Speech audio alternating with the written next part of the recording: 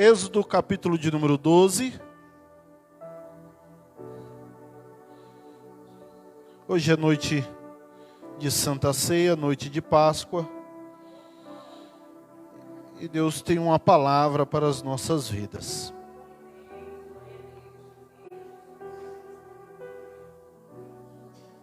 Aleluia. Quantos acharam?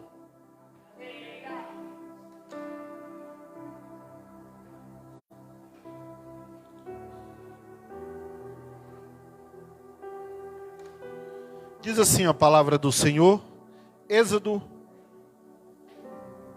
capítulo de número 12. Pode ficar sentado, tá bom? E falou o Senhor a Moisés e disse a Arão, na terra do Egito, dizendo: este mesmo mês vos será o princípio dos meses. Este vos será o primeiro mês do ano.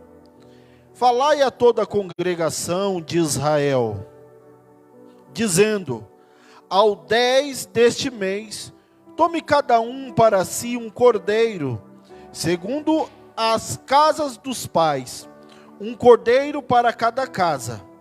Mas, se a família for pequena para um cordeiro, então tome um só com o seu vizinho, perto de sua casa, conforme o número das almas, conforme o comer de cada um.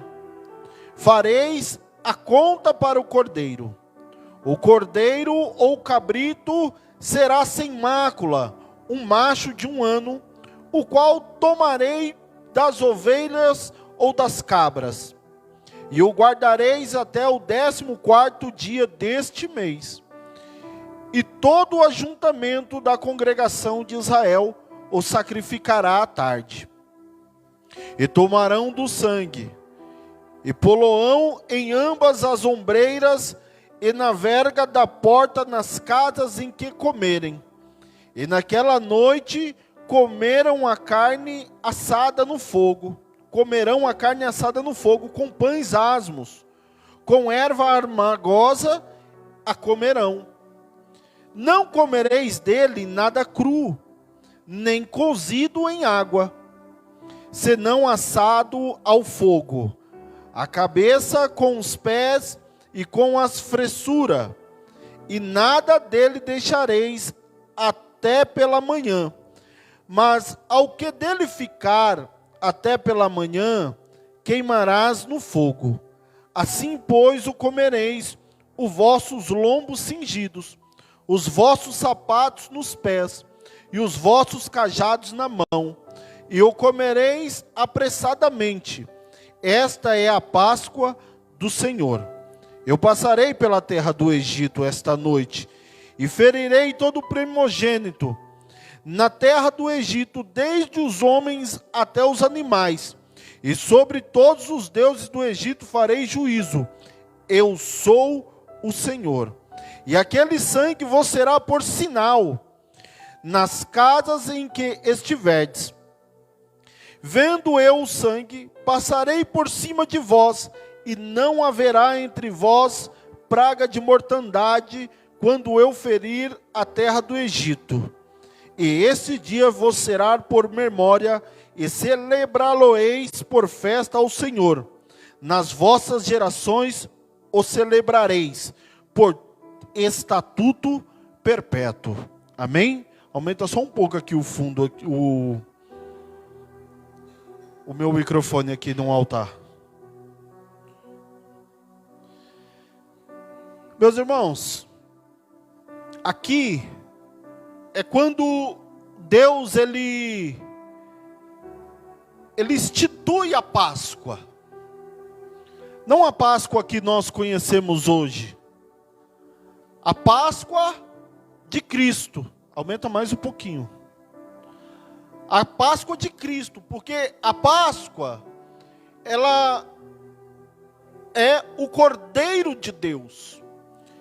Hoje nós popularmente conhecemos a Páscoa como um momento de coelhinho da Páscoa, de chocolate, de ovos.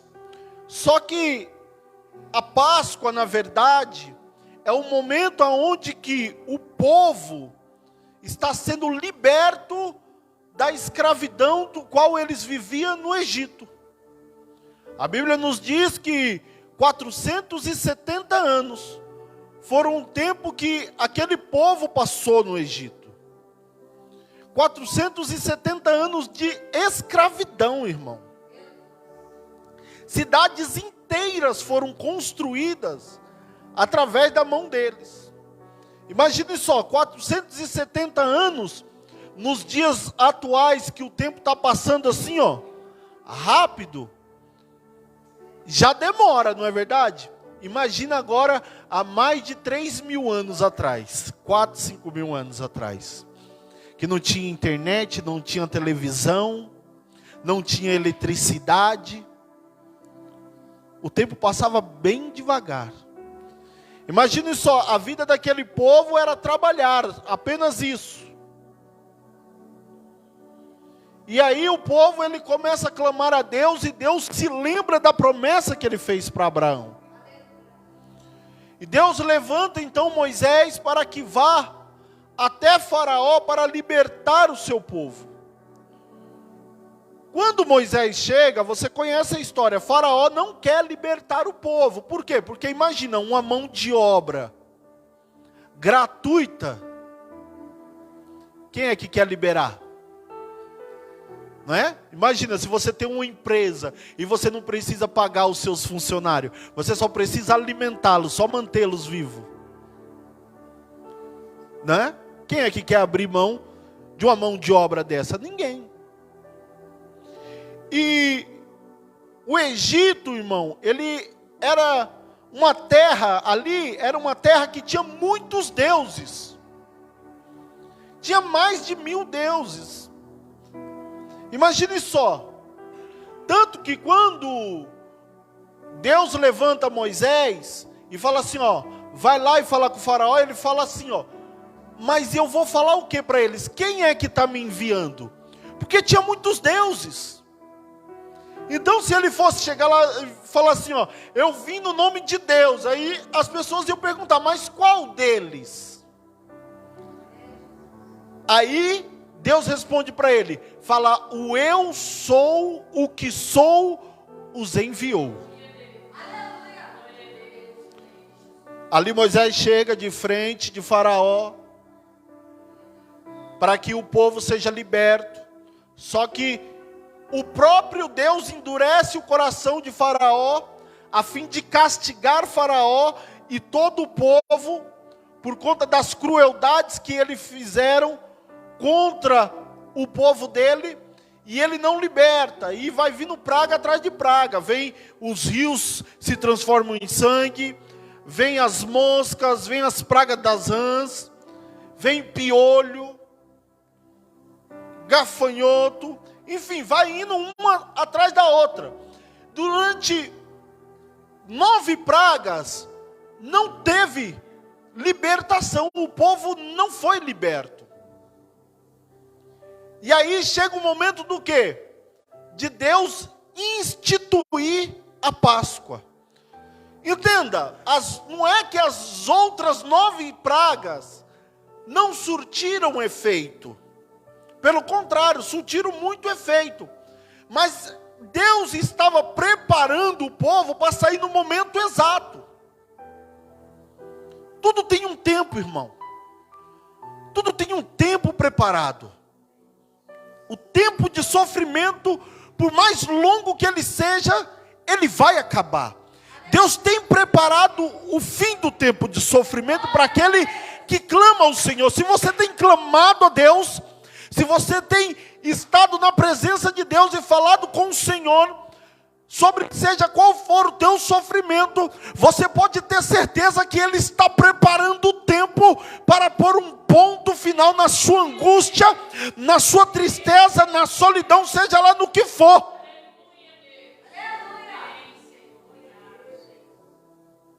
Só que, presta atenção, isso aqui, entenda uma coisa, eu vou fazer uma pausa para você entender uma coisa. A Bíblia fala que o Antigo Testamento é a sombra das coisas que haveria de vir. Ou seja, presta atenção, se eu fizer a sombra aqui, ó, por exemplo, da minha mão, você vai olhar e você vai falar, ah, é uma mão. Só que você não tem a certeza de como é essa mão. Você não sabe se é uma mão de homem, você não sabe se é uma mão, né, o adulto, o tamanho que for, de criança dá até para saber que é um pouco menor. Mas você não sabe se eu sou gordo, se eu sou magro, se eu sou negro, se eu sou branco. Você não sabe por quê? Porque a mão, a sombra, é só um reflexo da mão. Ela só lembra uma mão, ela não é a mão. O Antigo Testamento é o reflexo das coisas que iriam acontecer. Então, o que ia acontecer no futuro? O sacrifício do cordeiro. Só que Deus já tinha que trazer agora para que o povo começasse a entender. E aí o que ele faz? Ele prepara a Páscoa.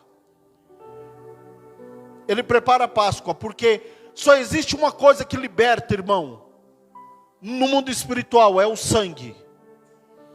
Você pode ver, a grande maioria das religiões, o que é exigido é o sangue. Você vai numa esquina, tem uma oferenda, tem algo oferecido ali, tem sangue. Tem que ter vida para haver libertação. E o Senhor, Ele institui a Páscoa. Ele fala assim, ó, junta todas as famílias e você vai pegar um cordeiro. E como que tem que ser esse cordeiro? Esse cordeiro não pode ter manchas, esse cordeiro não pode ter marcas, esse cordeiro ele não pode ter defeitos, ele tinha que ser alvo, ou totalmente de uma cor só, não poderia ter nenhum tipo de mancha. O porquê? Porque a mancha simboliza o pecado, a mancha simboliza a imperfeição, e o cordeiro de Deus precisa ser perfeito. Então, se você fosse oferecer ali naquele momento, se você tivesse lá no Egito, um cordeiro faltando uma orelha, não era aceito. Um cordeiro com uma mancha na pelagem, não era aceito. Tinha que ser perfeito. Por quê? Porque ele está simbolizando, ele é a sombra de Jesus Cristo. Ele é a sombra de Jesus Cristo. O cordeiro vem para lembrar a Jesus Cristo. E quem participava da ceia do cordeiro? A família. A família participava do cordeiro. Você vê aí na sua Bíblia, no capítulo 12, e o verso de número 4, ele vai falar assim, ó, mas se a família for, ó, o 3, falar a toda a congregação de Israel, dizendo, ao 10 deste mês tomais cada um para si um cordeiro, segundo a casa dos pais, um cordeiro para cada casa ou família. Aí ele vai completar, mas se a família for pequena, um cordeiro então tome um só com seu vizinho perto da sua casa. Ou seja, era um cordeiro, só que a sua família é uma família, o pai, a mãe e o filho, chamam o que está perto. Presta atenção. Olha como que começa a Páscoa.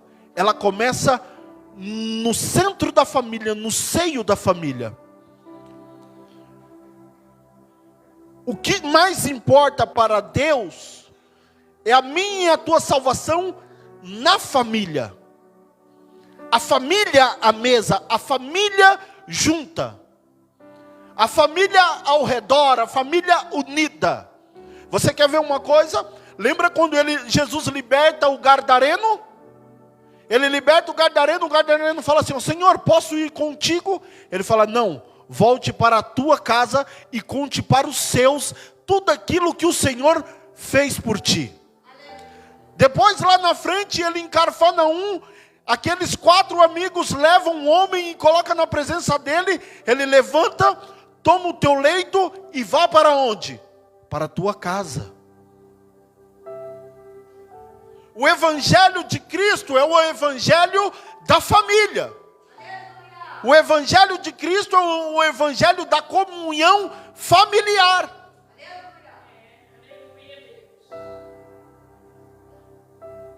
A família é algo extremamente importante. Quando ele fala assim, ó, coma a família, ele está falando assim, ó, ele está lembrando do quê? De mesa. Mesa lembra o quê? Intimidade, lembra comunhão, lembra amizade. Mesa lembra respeito, porque você vai deixar um que não te respeite sentar na mesa da tua casa, irmão Carlos? Camarada não te respeita, de jeito nenhum. Não respeita a tua família, não respeita a tua mulher, ele senta na mesa da tua casa? Não. Então o que que Jesus está falando assim, ó? Precisamos ter comunhão com a família, estar unidos em família. Esse é um desejo de Deus para todos aqueles que nele crê. E não só com a família, porque o que que ele fala? Se o cordeiro for pequeno, chama o vizinho. Ou seja, é comunhão com o próximo, com aquele que está ao seu redor. A pessoa que segue a Cristo e não procura ter comunhão com a família, ela não está vivendo o evangelho de Deus. Ela está longe da verdade do evangelho de Deus. A palavra vai falar, aquele que tem fé e não cuida da tua família, nega a sua fé. Você tem que cuidar da tua família. Você tem que estar à mesa com a tua família. Você tem que estar à mesa com aqueles que são próximos de você, ter comunhão, intimidade com aqueles que estão próximos a você. Tá certo que nós sabemos que tem pessoa que é extremamente difícil, irmão. Nós não vamos pintar o arco-íris aqui. Nós não vamos, fingir que as coisas são um conto de fada, irmã Márcia. Mas eu que sou cristão, eu que sirvo a Cristo, eu sempre tenho que procurar dar um passo para a comunhão. Sempre procurar dar um passo para a união, para a proximidade. Faz quanto tempo que você não senta na mesa com a tua família? Faz quanto tempo que a sua família não se reúne? Hoje é domingo. Domingo de Páscoa. O domingo que o Cordeiro ressuscitou. Onde que estava a tua família hoje? Onde que estavam os teus filhos? Tem situações, irmão, que fogem do nosso controle. Não é verdade? Um filho mora lá nos Estados Unidos. Fulano mora... Não estou falando disso, eu estou falando... Quando está no nosso controle, será que nós temos nos esforçado para estar junto com a família? Porque eu vou te falar uma coisa, não tem nada mais importante na terra, nessa vida, do que a tua família. Não tem, irmão. Daqui você não vai levar nada, meu filho, não vai. Você pode ter uma casa linda, maravilhosa, você pode ter muita saúde, você pode ter muito dinheiro no banco, pode trabalhar numa grande empresa, mas o que vai ficar realmente é a sua memória entre os seus familiares. É isso que vai ficar. Na hora que você fechar o olho assim, ó, que Deus te tirar, já vai ter um pegando o relógio, já vai ter um pegando a televisão. É assim. O meu avô faleceu, irmão, de manhã. Quando foi à noite, os relógios dele já tinham sumido tudo. Ele gostava de comprar uns relógios, já tinha sumido tudo. O que que ficou? Somente a memória. Somente aquilo que a pessoa fez, não aquilo que ela tem. Porque o que ela tem, logo se acaba, logo alguém toma posse. Então Jesus Cristo, ele fala assim, ó, a salvação vai começar pela união da família, pela comunhão da família, em participar do quê? Do Cordeiro, em participar do Evangelho. E aí eles tomavam, presta atenção, Com Deus não tem miserê. O verso 14, a última parte, olha o que ele falou.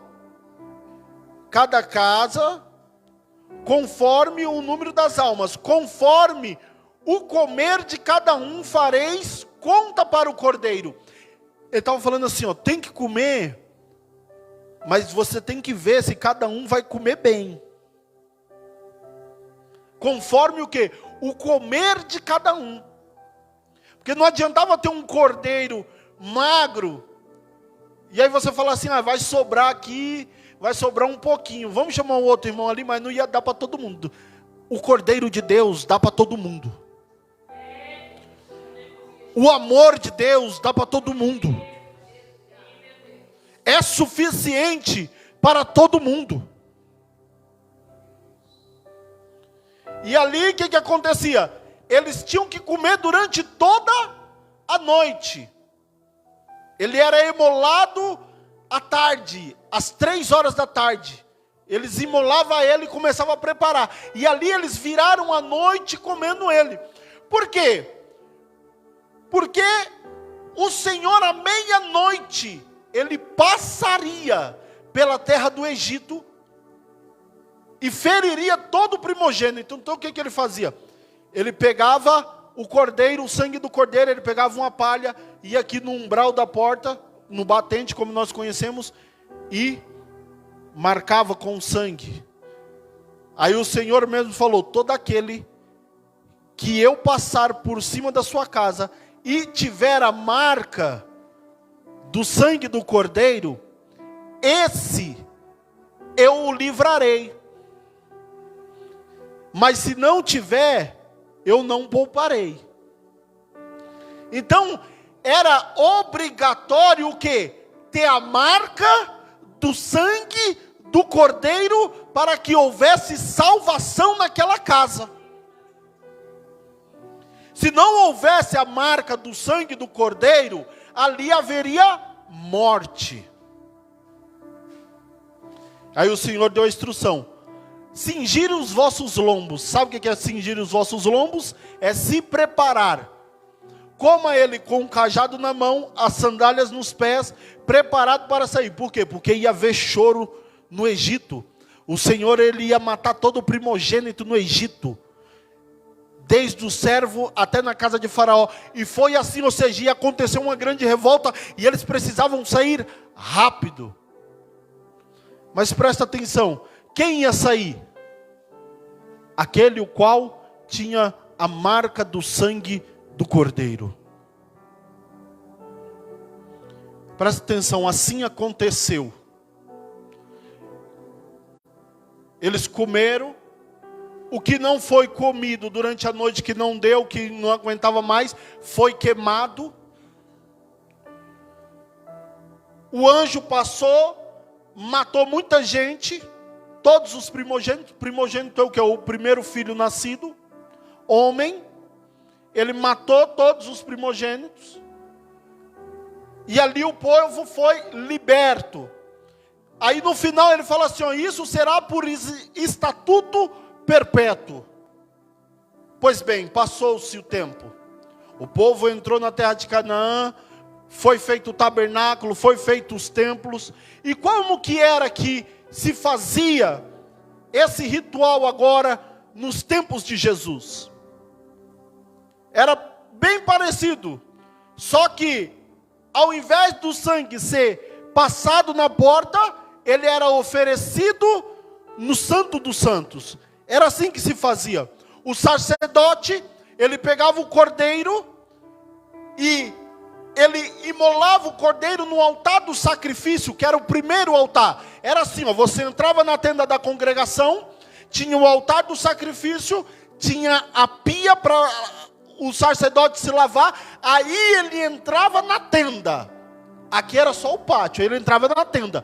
Quando ele entrava na tenda, o lado direito tinha a mesa com pães da proposição. Era 12 pães, cada um para cada tribo. Do seu lado esquerdo era o candelabro, que ficava aceso, com 7 pontas ficava aceso. Na frente, o altar do incenso, e atrás do incenso uma cortina muito grossa, que se chamava o véu, e atrás dessa cortina ficava a arca da aliança, que simbolizava a presença de Deus, e ali naquela parte da arca da aliança, só entrava o sacerdote uma vez por ano para oferecer pelo povo o sacrifício do cordeiro, para que Deus lhe perdoasse o sacrifício. Então como começava? Lá no altar, lá fora, lá no sacrifício, ele imolava o cordeiro, ele se lavava porque não poderia entrar com o cordeiro todo sujo de sangue. As partes do cordeiro ficavam ali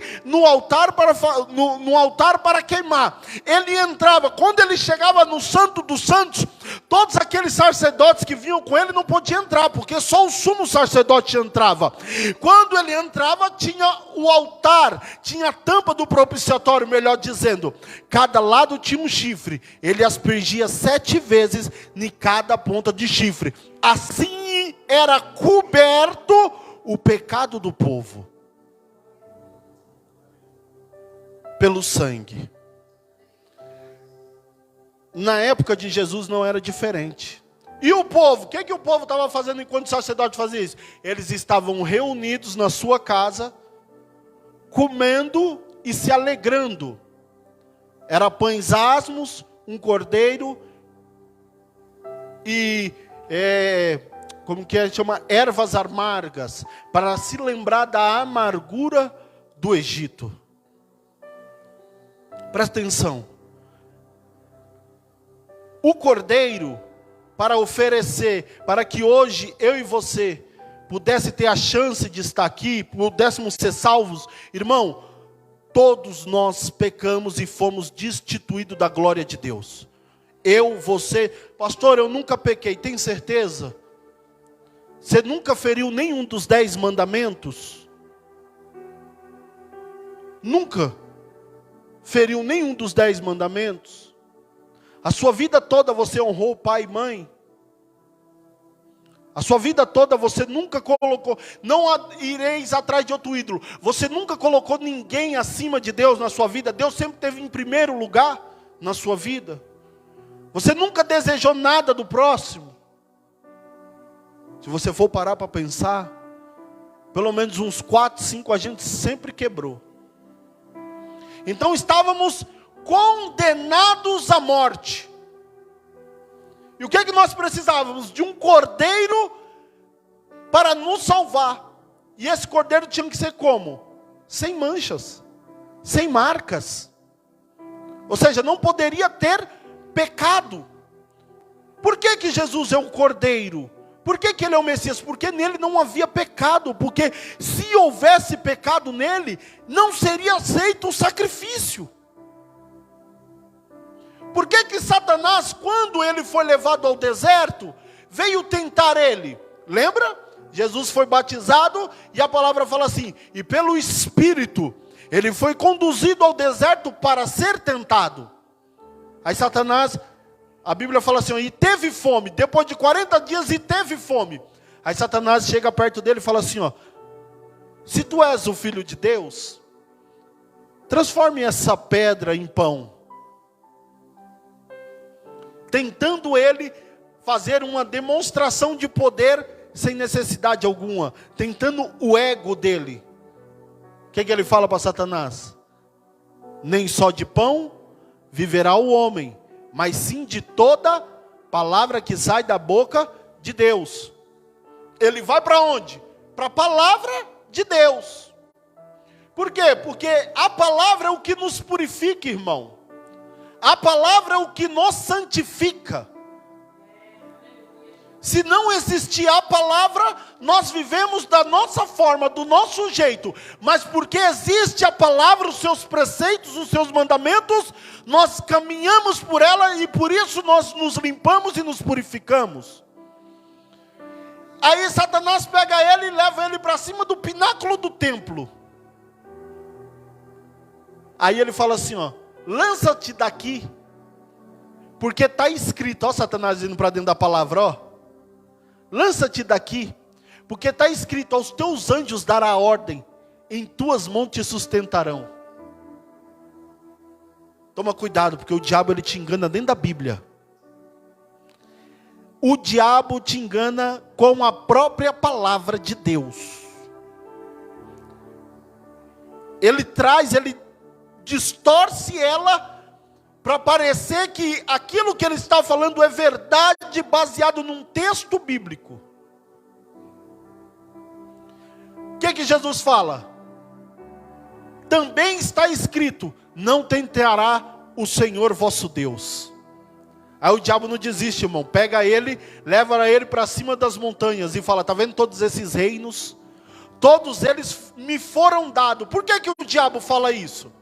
Todos esses reinos me foram dados. Isso aqui, ele está remetendo, sabe na onde? Lá no Éden, irmã Gi.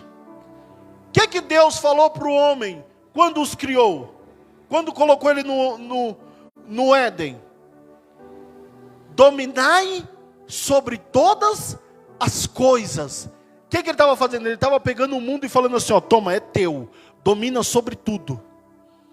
Só que o homem peca. Quando o homem come da maçã, o que ele está fazendo? Ele está pegando aquela autoridade que Deus deu para ele, aquele poder, e entrega na mão de Satanás. Por isso que ele fala assim, ó: a mim foi entregue. Jesus olha para ele e fala assim, ó: a Bíblia diz: adorai somente o Senhor vosso Deus, apartai-vos de mim. Você vê a tentativa dele de fazer com que Jesus peque?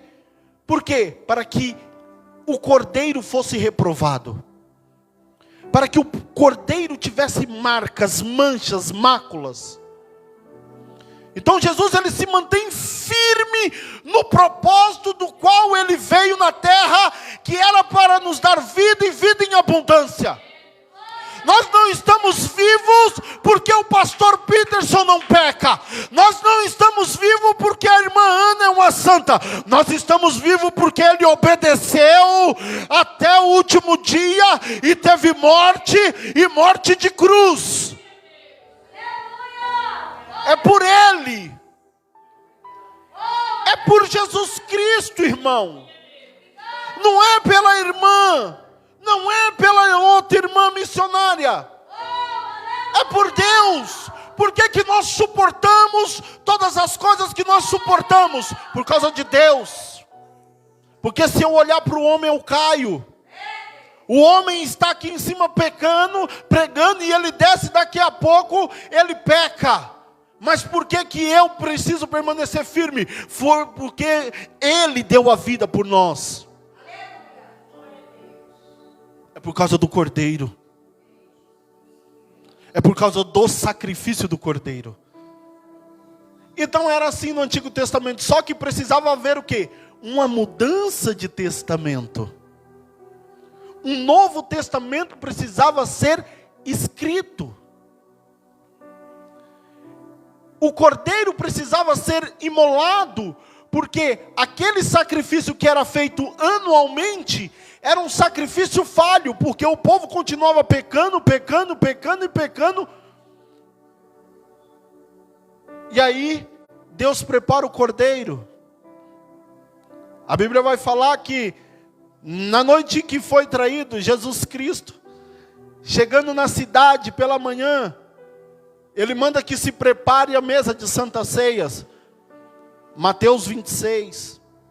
E ali eles descem e falam assim, ó: aonde que está a mesa? O cômodo, o lugar aonde que eu cearei com os meus discípulos. E ali é preparado a mesa da ceia. A ceia, meu irmão, não é para lembrar apenas do pão e do vinho. A mesa, ela tem que ser farta, porque tem que ter comunhão. A mesa tem que ter fartura, para que tenha união. A mesa não é somente a ceia não é somente para você comer o pão que representa a Cristo e o sangue que representa a Cristo, não.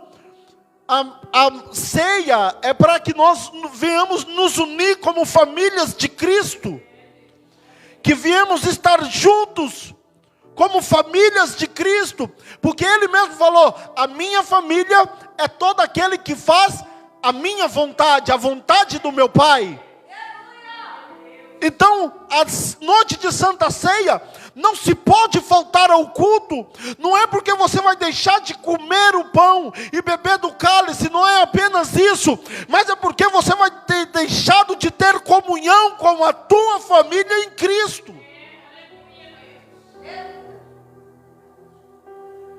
Aí ele fala assim, ó, olha as palavras de Cristo: eu muito esperei para ceiar convosco. Ele senta à mesa, meus irmãos. Quando ele senta à mesa, a primeira coisa que ele faz, dá licença que eu vou descer. Eles não vão comer. Sabe qual que era a tradição, irmão? Na época, todas as vezes, por exemplo, o irmão chegava na minha casa, naquela época as estradas, irmãs, não é como nos dias de hoje, que tem asfalto, que tem pavimentação. Era uma estrada muito acidentada. O irmão que é caminhoneiro, o irmão conhece estradas assim pelo Brasil e afora, aquela estrada toda cheia de poeira.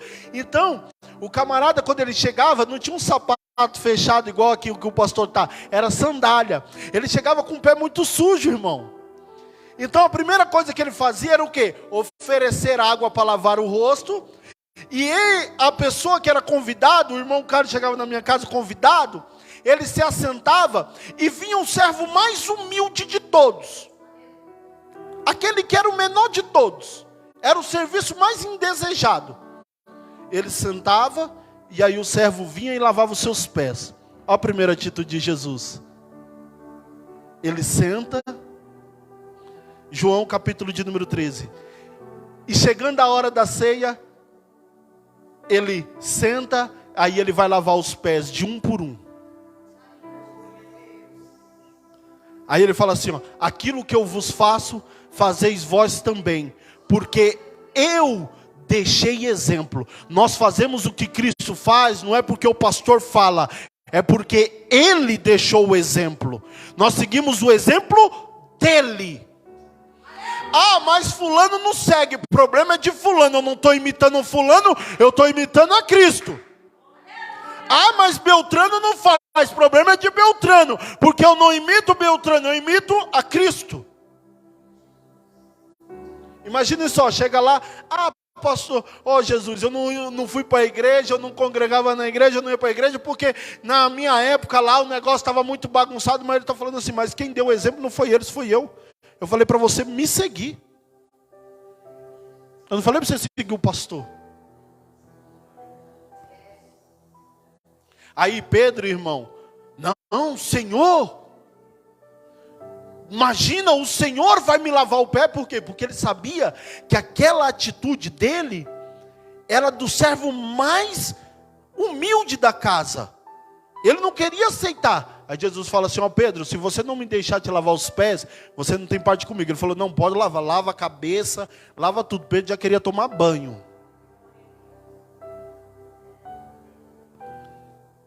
E ali a ceia continua, irmão. Pensa. Não é uma mesa como essa daqui, ó.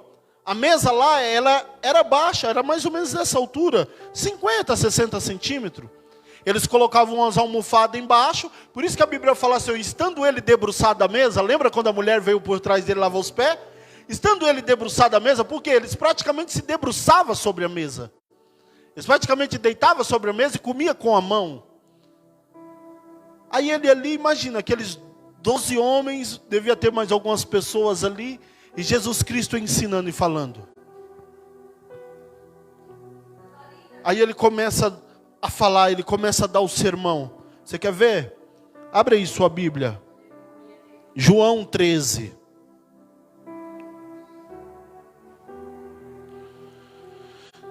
Se você pegar do 13 até o 16, se eu não me engano, de João, é tudo que Jesus falou durante a Santa Ceia.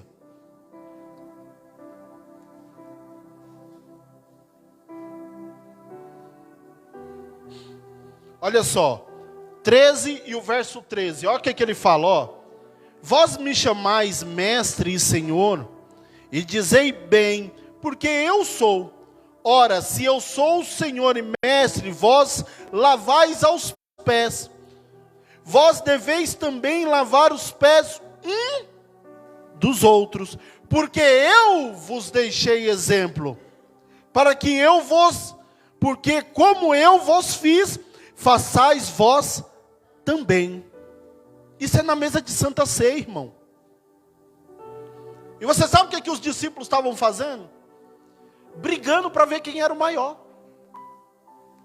Meu irmão, na mesa de Santa Ceia, com Jesus lá ainda, nem tinha morrido, eles estavam brigando para ver quem era o maior. E você acha que era uma briguinha? Não era, não. Imagine só, tinha Simão o Zelote. Você sabe quem era o Zelote naquela época? Era um grupo de homens que se revoltaram contra o governo romano e que eles matavam em emboscada os capitães do exército. Imagina, era um assassino que estava na mesa. Mateus, ele era quem recolhia os impostos. Pedro, pescador, bruto igual a pedra. Você acha que a briga era pouca? Eu sou maior. Não, eu sou maior. O outro já puxou uma faca. Você está entendendo, irmão? E Jesus ali. Meu irmão, a igreja nunca foi perfeita.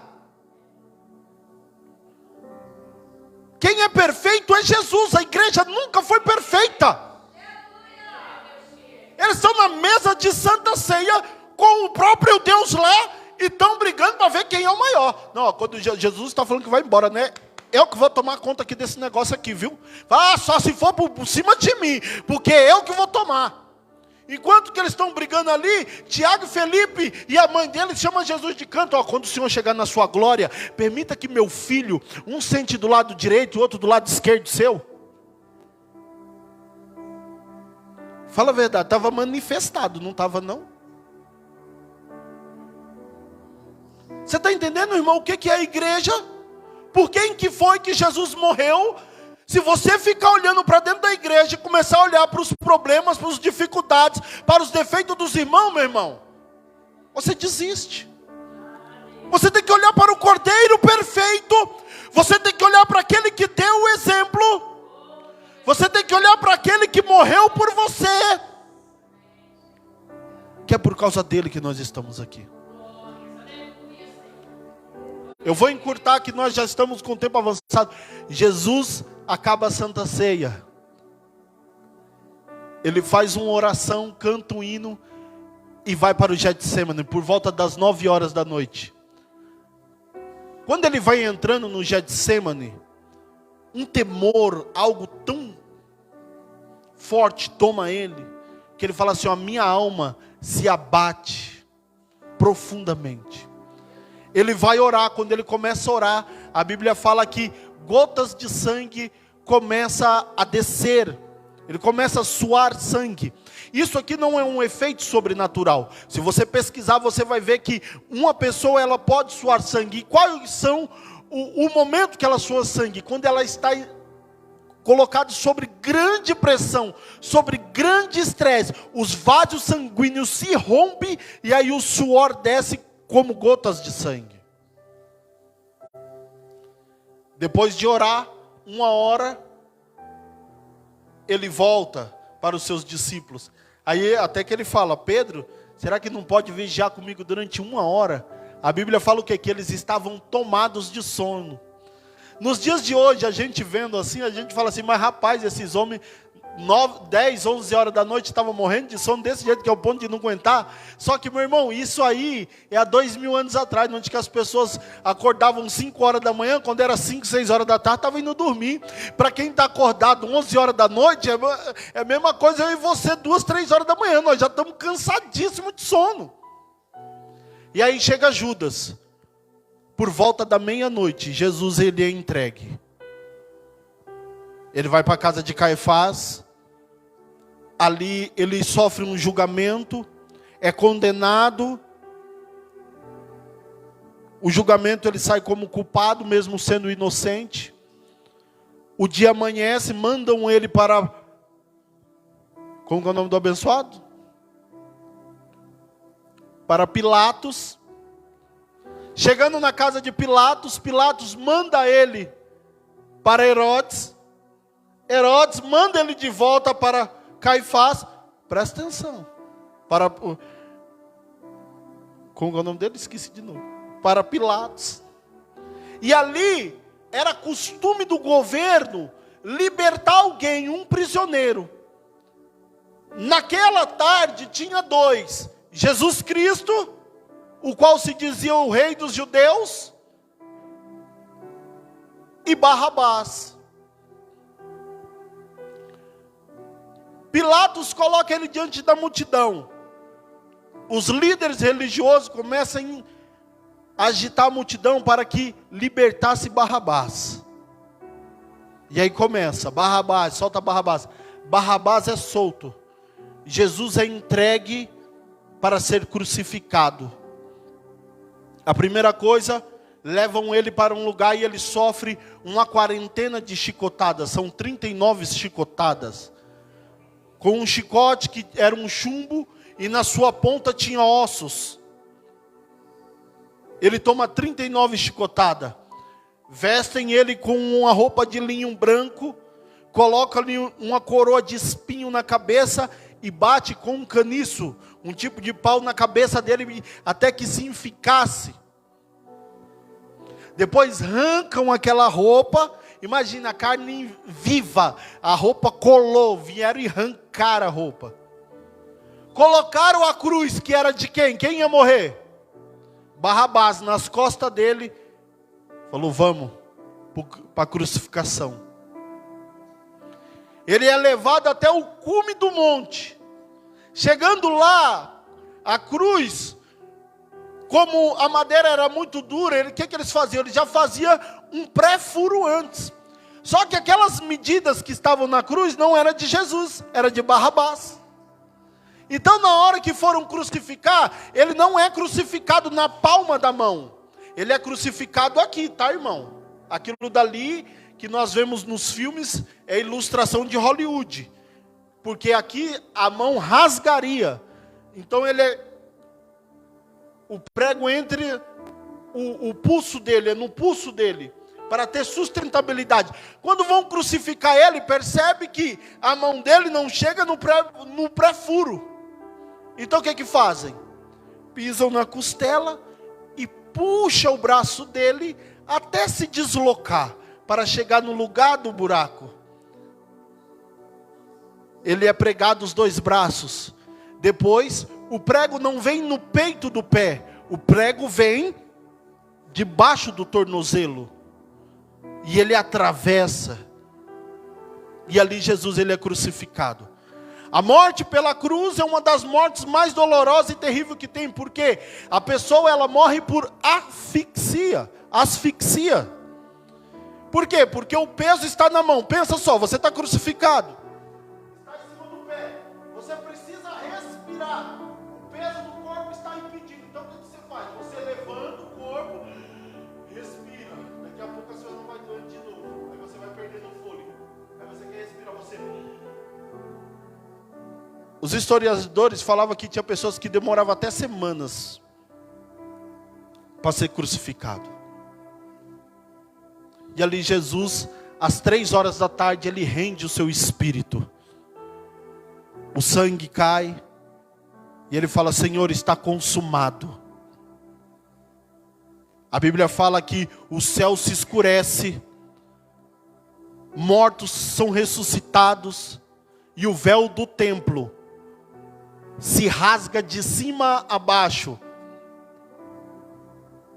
E ali é consumado o sacrifício de Deus pelo homem na terra. Isto é a Santa Ceia. É por isso que nós comemoramos a Santa Ceia, a Páscoa. Isso é a Páscoa. A Páscoa não é um coelhinho. A Páscoa não é um ovo de chocolate. A Páscoa é o Cordeiro imaculado, perfeito de Deus, que morreu por nós. Se coloque de pé.